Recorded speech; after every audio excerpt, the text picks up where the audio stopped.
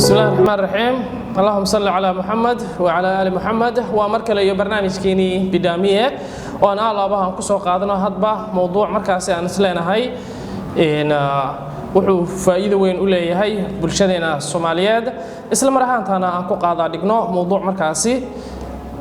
aad iyo aad muhiim u ah mowduuca maanta aan ku soo qaadanaynana waxa uu yahay konton fikradood oo markaasi caruurta lagu beeri karo kalsooni dabcan caruurtu waa muhiim tarbiyadooda in laga fikiro hanaqaadkooda in laga fikiro horumarintooda in laga fikiro tarbiyadooda iyo toosintooda in laga fikiro inta ay yar yihiin waa muhiim waana laga maarmaan qoys kasta Soomaaliyeed caruur ayaa u joogta inta badan waxa dhacda inuu ka dhaxdhaco caruurta iyo waalidiintooda isfaham waana laga maarmaan inay isfahmaan waalidiinta iyo caruurtooda sababta oo ah caruurta faham ay ka rabaan anaga bulshadeena qaar kamid ah ama badankooduba waxay aaminsan yihiin in caruurtu aysan waxba garanaynin inta ay yar yihiin ama waxba aysan fahmaynin laakiin samidaasi sax ma aha fahamka ama garashada ilmaha yari waxa uu bilowdaa markuu caloosha hooyadiisu ka soo baxo tusaale fudud ayaan idin siinayaa marka ugu horeysa ilmaha uu dhasho hooyada marka ay naaska u dhigto seebuu naaska uu ku jaqaa marka xagee buu ka keenay caqliga uu naaskaas uu ku nuugaayo asunaas cunugaasi uu dhasho ama mar allaale markii cunugaasi uu dhasho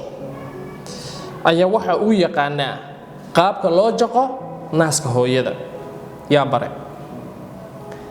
xagee buu ka keenay garashadaasi maadaama uu hadda uu dhashay okay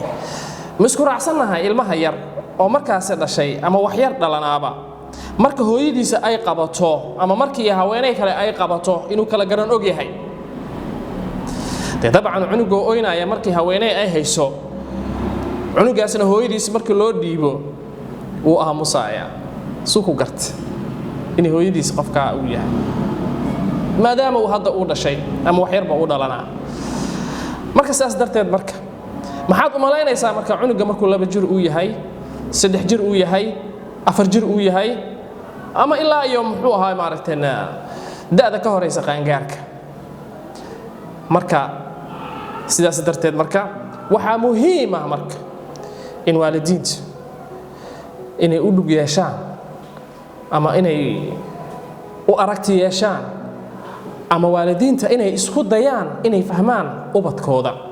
ilmahooda waayo ilmaha waxay ka rajaynayaan ama waxa ay ka filayaan inaad fahamtid marka sidaas darteed marka ayaa waxaan soo qaadanaynaa marka qaar kamida ama 10 kamida konton fikradood oo ubadkaaga ama ilmahaaga aad ugu beeri karto kalsooni inuu yeesho kalsoonidaasna uu ku barbaaro ugu dambeyntiina marka uu weynaado meel weyn uga soo baxda haddaba maxaa kamid ah marka fikradahaas ama talooyinkaasi midda ugu horeysa ayaa waxay tahay indax طفلك أمام الغير ilmahaaga ku amaan ilmaha kale hortooda ama dadka kale hortooda ku amaan ama ilmaha adiga aad dhashay marka aad amaantid kuna amaantid dadka hortooda kalsooni ayuu dareemayaa cunugaasi wuxuu dareemayaa inuu yahay cunug ama qof qiimo leh yaraantu ka bilaabaya inuu dareemo markii adiga cunugaaga aad amaantid wixii wanaagsan uu sameeyo aad ku amaantid oo markii allaale markii isaga tusaale ahaan markuu ooynaayo aba aamus ama hooyo aamus marka tiraahdo uu aamuso hada wax fiican uu qabtay Soomaa ku amaan marka waxa fiican uu qabtay sababta oo ah kalsooni ay u soo jiidaysaa kalsooni ayay u keenaysaa fikradda ugu horeysa ama talada ugu horeysa ilmahaaga aad kalsooni aad ugu biirin kartid ama aad ku siin kartid kalsooni ayaa waxay tahay imdax طفلك أمام الغير cunugaaga dadka hortooda ku amaan waalidiinta qaarkood ama bulshadayna qaarkood maxay sameeyaan cunuga dadka hortiisa ay ku bahdilaan dadka hortiisa ay ku habaaraan dadka hortiisa ay haddii loo baahdo ku caayaan mar haddii dadka hortooda cunugaaga aad ku caydid kalsooni darro ayuu qaadayaa mar haddii dadka hortooda aad ku habaartid kalsooni darro ayaa ku dhacaysa dibdhacna waa ku dhacaya dadka hortooda haddii aad ugu qayliso sidaas si la mid ah dhibaato kale ayaa soo gaaraysa oo dhanka maskaxda ama caqliga ah ama nafsadaba sidaas darteed marka cunugaaga waa inaad ka fikirtaa qaabkii aad ku dhisi lahayd kalsoonidiisa tallaabada ugu horeysa aad qaadaysaayo waxay tahay imdax ammaan cunugaaga dadka hortooda ku ammaan markuu wax wanaagsan uu sameeyo iyo marka kaleba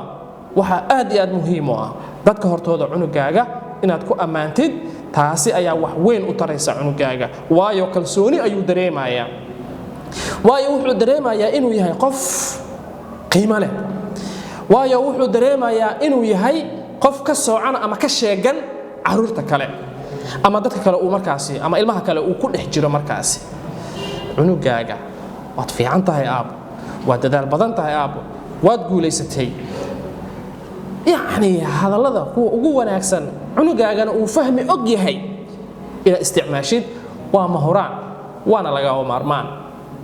ساسدرت المركة عنقاقا كهر أمان دادك هرتودا سي ودريمو كالسوني سي أدنية ديسا أما قلبي جيسا أما مسكح ديسا أما عقل جيسا وبيرمو إنو يهي إلمو كالسوني له تاسوا ميد كوات midda labaad ayaa waxay tahay ha ka yeelin cunugaaga inuu naftiisa u dhaleeceeyo ama naftiisa u dhaliilo say ku imaanaysaa midaas midda sidee ku imaanaysaa ma dhici kartaa cunugaaga inuu naftiisa u dhaliilo ma dhici kartaa cunugaaga naftiisa inuu dhaleeceeyo ha way dhacaysaa marka dadka hortooda aad ku bahdishid marka aad u diidid inaad kalsooni aad siisid mar allaali markii gacanta shay uu ku qabto aad dhig dhig marka aad tiraahdid ba wuxuu isna maxaa lagaaga celinaya maxaan sidaan waxaan lagaaga ilaalinaya adig waxba kuma turnid adig waxba ma taraysid adig waxba ma qaban kartid wixii aan qaban lahayd waa laga ilaalinaya cunug waa isla sheekaysanaya cunug waxaa laga rabaa inaad ogaatid in garashadiisa ay ful tahay ay buuxdo uu garanaayo tusaale kalaan idin siinaya hooyada iyo aabbaha ilmaha hortooda marka ay isku buuqaan ama ay isku qayliyaan ilmaha muxuu sameeyaa marka wuu oynayaa okay muxuu ooyey muxuu gartay waaba ilmo ilaane ilmaha garasho ayay leeyihiin fahamna way leeyihiin midaas aysan ka hoos bixin haddii aad tahay aabbo ama haddii aad tahay hooyo ama habaryar ama adeer ama eedo ama abti ama walaal haddii aad tahay cunuga marka uu dhasho ilaa da'da ka horeysa qaangaarka wax buu gartaa wax buu fahmaa wax buu kala og yahay ha u malaynin hana u sawirin cunugan inuu waxba uusan ogeyn waxba uusan garanayn waxba uusan fahmayn waxba uusan qabsan karin marka sidaas darteed cunugaaga ha ka yeelin laa tajcal طفلك an yantaqid nafsah cunugaaga ha ka yeelin inuu naftiisa u dhaliilo ama u dhaleeceeyo taasi waxay u keenaysaa kalsooni darro ayay u keenaysaa sababta oo ah ilmaha waa mustaqbalka berri maanta haddii ay yar yihiin berri ayay dad waaweyn ay noqonayaan mar haddii yaraanta uu kalsooni uu ku weynaado weynaantana noloshiisa mid qurux badan ayay noqonaysaa laakiinse marka uu yar yahayba haddii uu dareemo kalsooni inuusan waxba ahayn hadduu dareemo in wax walba laga celinaayo markuu dareemo in wax walba uu samaynayo khalad inay yihiin marka uu dareemo maxaa imaanaya marka meesha sidaas wuu ku barbaaraya cunugaas marka sidaas wuu ku weynaanayaa marka noloshiisana hadhow waxay noqonaysaa mid aan dhammaystirnayn ayay noqonaysaa mustaqbalkana wuxuu gaari karaa inuu waxba qabsan waayo qodobka saddexaad ayaan u gudbaynaa cunugaaga qul lahu low samaxt ama shukran yani kelmadda fadlan ama please bar kelmadda shukranna bar markii cunugaaga waxa u dirsanaysid anaga inta badan waxaan sameynaa markii ilmaha aan adeegsanayno amar ayaan siinaa sax anaga dhalnay waa ilmaheena waa sax way fududahay yani amar inaan siino laakiinse laba jeer ba hawshu uu ku soo qabanayaa Soomaa halkii aad ka amri lahayd marka ka dalbo wuxuu dareemayaa ictizaaz uu dareemayaa wuxuu dareemayaa inuu yahay qof qiimo badan wuxuu dareemayaa inuu yahay qof kalsooni leh laakiinse caliyow istaag orod waxaas ii soo qabo waxa kaaga wanaagsan aabo fadlan orod alaabtaasi ii keen markuu ku keenana inaad tiraahdid shukran yani inaad bartid shukran inuu dhaho cunuga see u baraysaa marka adiga bilow horta marka wuxuu dirsanaysidna low samaxta dheh fadlan dheh ama please isticmaal marka wixii aad rabtay uu ku keeno ama wixii aad rabtay uu ku sameeyo ama wixii aad ka rajaynaysay aad ka hesho shukran يا ابني له wiilkaygiiyo ama gabadhaydii waad mahadsan tahay una sheeg in wax walba markii wax loo qabto inuu dadka uu yiraahdo shukran thank you waayo cunuga markii isaga oo yar marka tiraahdid shukran i'tizaazu dareemaya kalsooni ayuu dareemaya laakiinse istaag دقاق كاس إيكان بكيريج إيسو قبا وشاس إيكان سجايدة إيكان يعني هذا القليل كأه أتأذك أرجع عليه لبعض محيط ما كلسوني درده وكاني كرا المها جوج أب هدي أته جوج أما هو هدي أته جوج حبري هدي أته جوج eedo hadii aad tahay jooji walaal hadii aad tahay jooji ad adeega wana waan yani dhaqan ayaa ka dhiganay ad adeega sidiisa banaanba ma fiicna qofka adigoo wax u dirsan kara ayaad loo samaxta adii kara please ad dhihi kartaa fadlan waxaan ii soo qabo adigoo mahadsan fadlan waxaan ii samee haddaadan waxba ka qabin adigoo qofkan aad amri kartid ayaa haddana aadan adeegsanaynin inaad wax amartid waxaa laga rabaa inaad soo jiidasho aad ku samaysid marka ama inaad dhex degtid qalbiga qofkaas bini aadanka ah oo ah ilmahaaga bar fadlan inaad isticmaashid ama please ama low samaxt bar inaad thank you aad tiraahdid سو إسقنا بركة مالين وثانك يو دتك أوضها شكرا واد ما حسنتها يا أبو واد ما حسنتها يا هوي واد ما حسنتها يا برير واد ما حسنتها يا إيدو يعني دجنان قلبي فرناع نحريس وحول بق نحريس أيوتها وحاجرة حديث آديات أخرح بدن أو نبري رسول كنا عليه الصلاة والسلام حديث كسودها هي يعني عرفته كهذا لا يا مركي التربية ذينا أيوة مركي واحد لبرا أيوة وحنا ليه هاي علموا ولا تعنفوا برا الماء يعني الدل هذا الكعب أي كسامين بدن تلك عرورت إن الدلو وحب مسوكر دينيسو معنى ما كينيسو هذا الك أي كسامين بدن تلك المها وحب ناكسن وما أنت أوقبتي واتكو أمانت ما كان وحب درسنا يسيد فضلا أبي إيه كانت تري أما بليز أت استعماش uu kuu soo qabtay markuu hawsha uu kuu soo qabtay kadib haddana waxaad tiri shukran yacni meesha waxaa ka abuurmaya jacayl iyo naxariis iyo deganaan iyo nolol kalsooni ka buuxdo laakiin maxaan samaynaa marka annaga tusaale ahaan dugsiyada qur-aanka oo kale maxaa la sameeyaa marka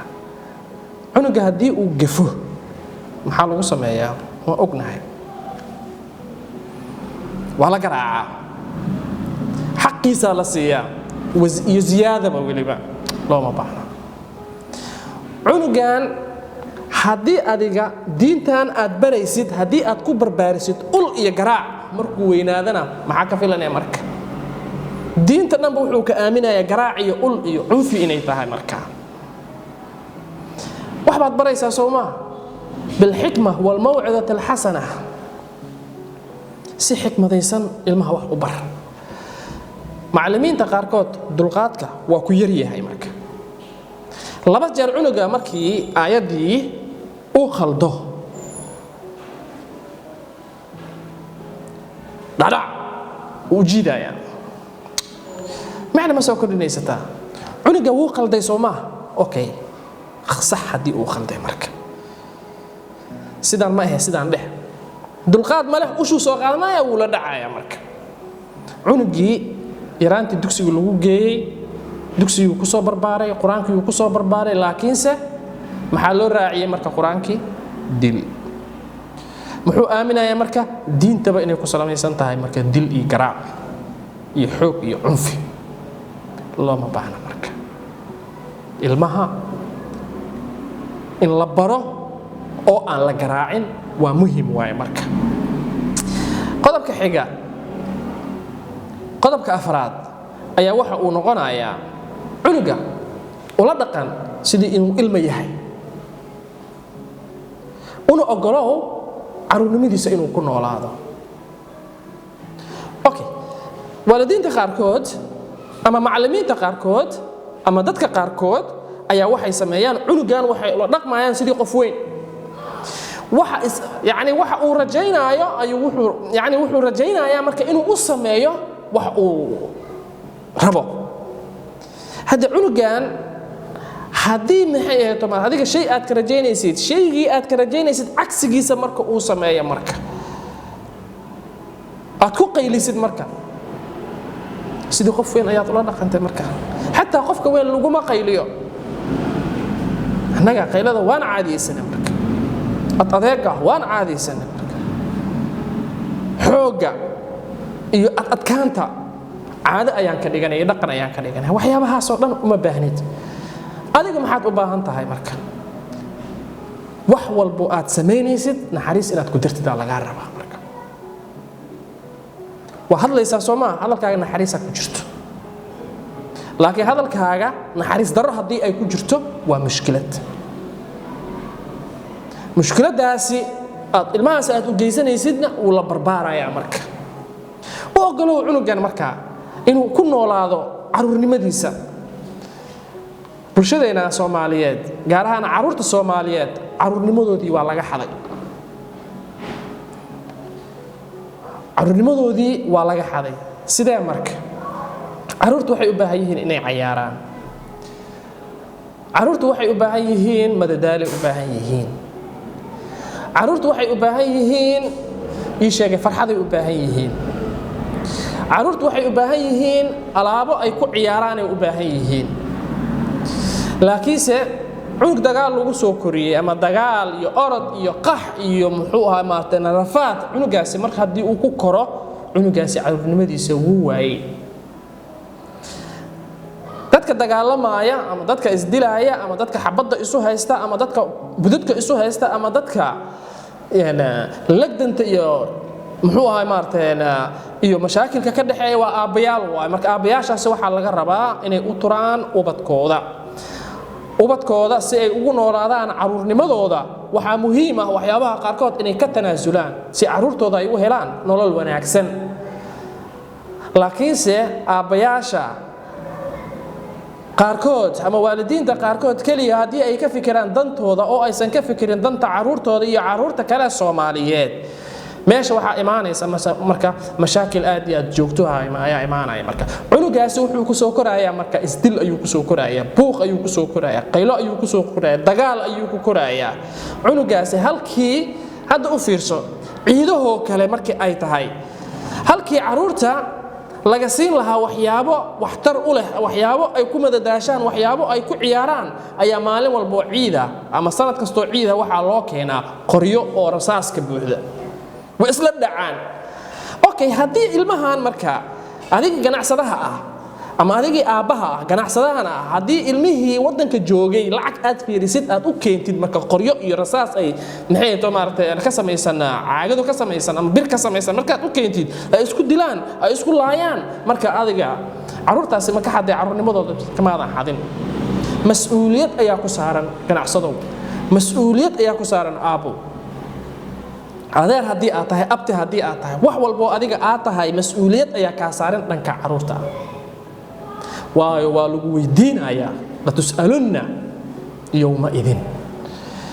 wixii adiga aad ka ganacsanaysay wixii umada aad ku soo kordhisay wixii umada aad u qabatay wax allaali wixii adiga dulkan aad ku soo kordhisay samaan iyo xumaan waa laga xisaabinayaa marka haddii samaantaadu ay badan tahayna waad guuleysatay haddii xumaantaada ay badatana waad khasaartay marka caruurtan ha loo ogolaado inay ku noolaadaan caruurnimadooda lagana daayo sanad kasto ciida ama mar walba ciida in maraakiib loogu soo raro qoryo ay isku laayaan okay yaraantoodii isaan isku laayeen marka weynaantooda say noqonayaan marka yaraantoodii caaga hadii ay qaataan weynaantooda maxaa diiday birti caadiga ah inay qaataan ay islaayaan umadana laayaan oo xoolahooda dhacaan oo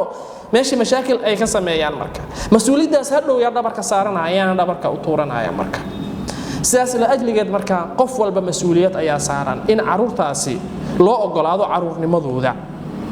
isla mar ahaantaana ay ku noolaadaan caruurnimadooda oo aan loo horseedin dhib iyo mashaakil iyo fawdo iyo qalaanqal iyo amni daro inaan loo horseedin waayo qof walba mas'uul wa kullukum mas'uulun wa kullukum mas'uulun an ra'iyatihi qof kasta waa mas'uul marka sida rasuulkeena calayhi salaatu wasalaam ina baray qof walbana waxa mas'uul looga dhigay wixii la raaciyay taas hadalka ma taagna marka ilmahan adiga ayaa mas'uul lagaaga dhigay adigayna mas'uuliyadaada ay tahay cunugaaga inaad u ogolaatid inuu ku noolaado caruurnimadiisa waxaana laga rabaa cunugaaga inaad ula dhaqantid ama inaad ula tacaamushid inuu ilmo yahay oo kale ha ula tacaamulin sidii qof weyn isaga oo ah marka qodobka afraad waa ka marka qodobka shanaad ayaan u gudbaynaa ku caawi ilmahaaga sidii ay go'aan ku qaadan lahaayeen annaga caruurteena uma ogolaano inay go'aan iskooda ay u qaataan go'aamada annaga ayaa u gaarna ugu yaraan xataa waxyaabaha qaarkood u ogolow inay go'aan iyaga ka gaaraan tusaale ahaan cunugan maanta inuu labisto ayuu rabaa marka okay yaa go'aan ka gaaray dharka uu labisanayo marka adiga mise isaga u daa horta inuu labisto dharkiisa isaga ha doorto isaga u daa haddii marka uu labisto ay wax ka khaldan yihiin waad sixi kartaa wax la weydiin maayo dharka waa loo soo qabanaya dalaq waa loo gelinaya hordaad u socaalo leeyahay yacni wax walba wuxuu noqonayaa marka cunugaasi inuu mar walba uu ku tiirsanaado waalidkii okay goormuu cunugaasi naftiisa uu ku tiirsanaanaya marka goormaa ayaad baraysaa cunugaaga in naftiisa uu ku tiirsanaado goormaa baraysaa caruurnimadan lagaa rabaa inaad ka bilowdid marka sababta oo ah cunugan go'aan qaadashada waxay tahay adiga ayaa laga rabaa aaba hadii aad tahay inaad bartid ama hooyo hadii aad tahay inaad bartid waliba goorta uu go'aanka qaadanayo iyo waliba sida uu go'aanka u qaadanayo adiga laga rabaa hadii aad tahay aabo ama hadii aad tahay hooyo ama hadii aad tahay walaal weyn ama hadii aad tahay habar yar eedo adeer abti hadii aad tahay ilmaha waxaa la rabaa marka in loo ogolaado inay go'aamadooda iyagu ay qaataan saacidu ku caawi inuu go'aankiisa qaato cunugaasi mar walba adiga go'aan ha u gaarin haddii mar walba adiga go'aan aad u gaartid ilmahaasi waxaa laga yaabaa marka kalsooni daro inay meesha ay timaado oo markaasi waxba uu qabsan waayo ama go'aan uu qaadan waayo mar walba mar allaal markuu doono inuu go'aan uu qaato uu ka labeeyo kadibna maxay tahay noloshiisa sidaas inay ku salaysnaato marka ku caawi ilmahaaga inay go'aan qaataan qodobkaas waa qodobka shanaad kan lixaad marka muxuu yahay marka ama fikradda lixaad ama talada lixaad maxay tahay midda lixaad ayaa waxay tahay cunugaaga inta uu yar yahay ama wiil ha ahaado ama gabar ha ahaato inta uu yar yahay bar dabaasha callimhu sibaaxa cunugaasi waxaa lagaa rabaa inta uu yar yahay inaad dabaasha aad bartid su naftiisa uu u badbaadiyo marka dambeeto nafaf kalena uu u badbaadiyo waxaad arkaysaa caruur badan markii badda la geeyo inay badda lugaha ay la galaanba ay ka baqaan taas maxay tahay marka maxay ka dhigan tahay dabcan waad ila aragteen aan filayaa ilmo badan markii badda la geeyo marka badda ugu horeyso ama maxay badda uu ku cusub yahay markii badda la geeyo ama meel biyo ku jiraan markii la geeyo uu ka baqaa rasuulkeena calayhi salaatu wassalaamna waxyaabaha uu nagala dardaarmay inaan barano ayaa waxay tahay السباحة dabaasha okay marka dabaasha markii la weynaado ma la baranaa marka maya caruurta markay yar yihiin ayaa la baraa dabaasha sida loo dabaasha sida loo sameeyaa inta laga bax yani adiga laga rabaa inaad u fasirtid u macnaysid ku dhiirigelisid inuu dabaashaasi u barto si naftiisa uu u badbaadiyo haday khatar ay ku timaado ama nafaf kale uu u badbaadiyo biri kamaalin qodobka toddobaad اجعله ضيف الشرف في بعض المناسبات cunugaaga markii munaasabad ay jirto munaasabadaasi u kaxay oo ka yeel dareensii inuu yahay marti sharaf inuu munaasabadaasi u ka yahay inta badan anaga munaasabaadka muu kaxaynaa caruurta waalidiinta qaarkood waa laga yaabaa inay kaxeeyaan laakiinse waalidiinta qaarkood ma kaxeeyaan caruurtooda uma kaxeeyaan munaasabaadka qiimaha badan oo markaasi ay ka qayb galayaan mar allaali markii ilmahaaga adiga aad ka dhigtid marti sharaf ka qayb galaya munaasabadaasi adigana aad ka qayb galaysid kalsooni ayuu dareemayaa اعتزاز uu dareemayaa qiime ayuu dareemayaa farxad ayuu dareemayaa waxyaabo aan la soo koobi karin oo aad u qurux badan ayuu cunugaasi uu dareemayaa bas adiga laga rabaa marka inaad cunugaaga aad ka yeeshid marti sharaf si markaasi uga qayb galo munaasabadaasi adigana aad ka qayb galaysid isla mar ahaantana waqtiga macaan oo quruxda badan aad ku soo qaadanaysid sideed اسأله عن رأيه عنقاقة رأيه جيسا ويديه ومهم عنقاقة رأيه جيسا إناد ويديسيد وحيابها قاركود أمورها قاركودنا اسكو داينا رأيه جيسا آقادتid oo maxay tuma aad fulisid cunugaaga markii adiga aad ra'yigiisa aad weydiisid oo ra'yi uu ku siiyo ra'yigiisana waxyaabaha qaarkood adiga aad ku dhaqaaqdid ama ay kula muuqdaan in wax wanaagsan uu yahay cunugaasi muxuu dareemayaa marka miyuusan dareemaynin kalsooni cunugaaga saaxiibkaaga ka dhigo cunugaaga la jirkaaga ha ahaado cunugaaga u samee waxyaabaha isaga uu riyaaqaya marka weydii cunugaaga ra'yigiisa waa wax aad iyo aad u wanaagsan waa wuxuu dareemayaa maanta aabahay ama walaashay ama walaalkay ama eedaday ama abtigay ama habaryartay ama adeerkay ayaa ra'yi weydii ra'yigeyguna qaatay dareen la soo koobi kara ma aha waa dareen aad iyo aad u qiimo badan uu dareemaya cunuga farxad ayaa ka muuqanaysa kalsooni ayaa ka muuqanaysa marka saas darteed marka as'alhu can ra'yi weydii ra'yigiisa وخذ رأيه بعض الأمر في الأمور رأيgiisana inaad qaadatid oo aad markaasi waxyaabaha qaarkood ra'yigiisa inaad qaadatidna waa mahoraan waana laga maarmaan waayo cunugaasi ama ilmahaasi ayaa waxa uu dareemayaa kalsooni ayuu dareemayaa number 9 cunugaaga waxaad u samaynaysaa list aad ugu qoraysid shaqooyinka wanaagsan uu qabtay kuna guuleystay marka aad qoraysid marka waxyaabaha isaga uu ku guuleystay horta magaciisa ku dul qor kadibna waxyaabaha isaga uu qabtay uu ku guuleystay u qor oo tusi maalin walba uga sheekay waxaanaad qabatay waxaanaad ku guuleysatay waxaanaad ku guuleysatay kanaad qabatay waad ku guuleysatay arintaanaad ku dhaqaaqday waad ku guuleysatay arintaanaad u socotay arintaanaad cunugaasi noloshiisa oo dhan waxay ku beesgaraysanaanaysaa marka inuu injaazaad badan uu sameeyay ama guulo badan uu sameeyay ama big achievements ama more achievements markaas inuu sameeyay sababta oo ah cunugaaga ama ilmahaaga marka aad tustid ama aad tiraahdid aabow waxaanaad ku guuleysatay waxaanaad qabatay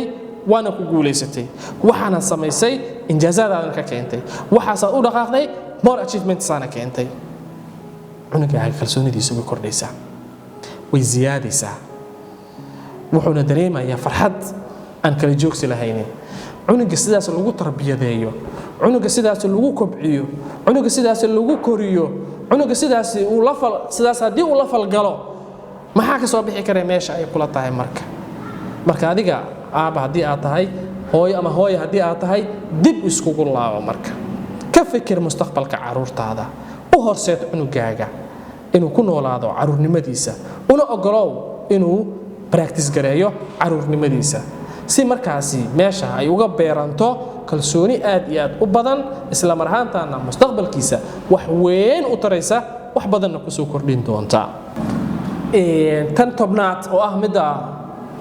ugu dambaysa xalaqadan ilmahaaga ku caawi